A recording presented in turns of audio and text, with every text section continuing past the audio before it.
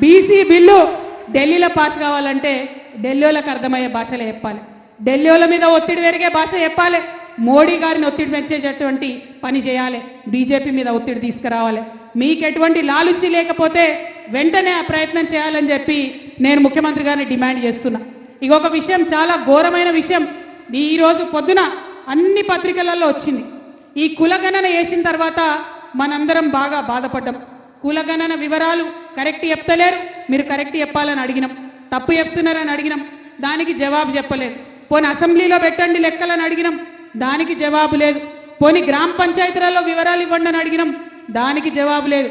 ఇవాళనంట మొత్తం ఇచ్చినటువంటి డేటా, వాళ్ళకు వచ్చినటువంటి డేటా అంతా తీసుకుపోయి ఒక ఇండిపెండెంట్ ఎక్స్పర్ట్ కమిటీకి ఇస్తారట.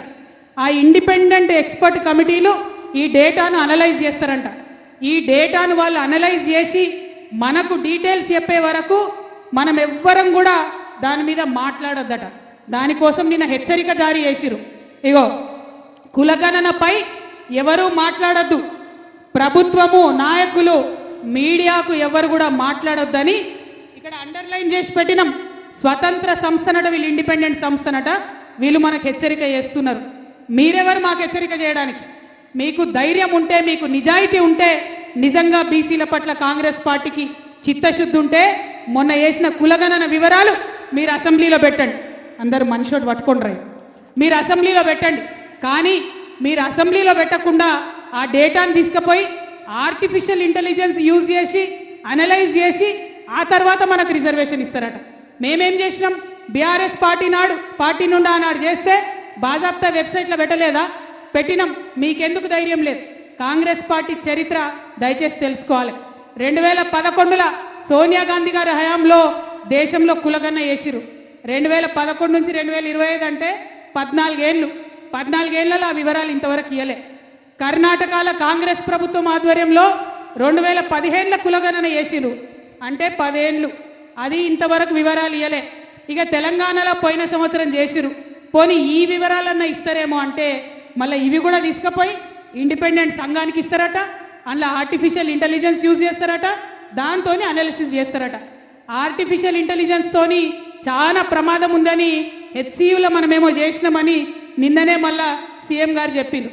నాకైతే ఏమనిపిస్తుందంటే, ఇగో ఇది చూస్తుంటే ఆర్టిఫిషియల్ ఇంటెలిజెన్స్ అంటే ఏఐ అంటే ఆర్టిఫిషియల్ ఇంటెలిజెన్స్ కాదు, ఏఐ అంటే అనుమూల ఇంటెలిజెన్స్. ఏఐ అంటే అనుమూల ఇంటెలిజెన్స్. ఈ అనుమూల ఇంటెలిజెన్స్ వాడి మా కులగణను తప్పుతో పట్టించి బీసీ కులాలకు అన్యాయం చేసే ప్రయత్నం జరుగుతుంది తప్పితే ఇంకోటి కాదు. కాబట్టి ఈ అనుమూల ఇంటెలిజెన్స్ మొత్తం రాష్ట్రంలో విధ్వంసం సృష్టిస్తున్నది.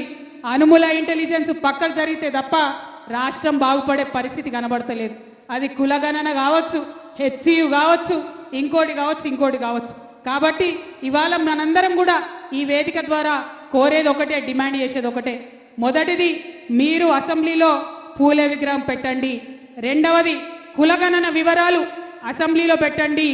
మూడవది, బీసీ బిల్లులు ఏదైతే అసెంబ్లీలో పాస్ చేసినరో అవి ఎక్కడున్నాయో చెప్పండి. ఎందుకంటే భారతీయ జనతా పార్టీ ఓపెన్గా చెప్పింది సుప్రీంకోర్టుకి, మేము బీసీలకు లెక్కలు తీయం, మేము బీసీలకి ఈ దేశంలో కులగణన చేయమని బీజేపీ ఓపెన్గా చెప్పింది. మరి ఆ పార్టీకి ఎట్లా ఒత్తిడి పెంచాలి? అది ప్రజా ఉద్యమాల ద్వారా ఒత్తిడి పెంచుదామా, రాజకీయ పరంగా ఒత్తిడి పెంచుదామా? మీరు ప్రజలకు జవాబు చెప్పండి. ఆ ఒత్తిడి పెంచడానికి మేమందరం కూడా సిద్ధంగా ఉంటాం. మీరు ఎక్కడికంటే అక్కడికి వస్తాం. మీలాగా ఢిల్లీలో దొంగ దీక్షలు మేము చేయం, నిజమైన దీక్ష చేస్తాం. ఇవాళ శాంపుల్ మాత్రమే. ఇక్కడ మనం ఓన్లీ పొద్దుగాలటి నుండి సాయంత్రం వరకే ఆకలి కూర్చున్నాం.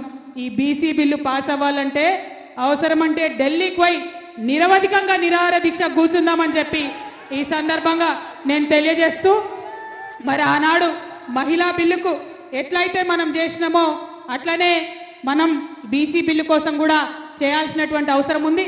మరి దానికి నాయకులందరూ సిద్ధమేనా? పోదామా ఢిల్లీకి?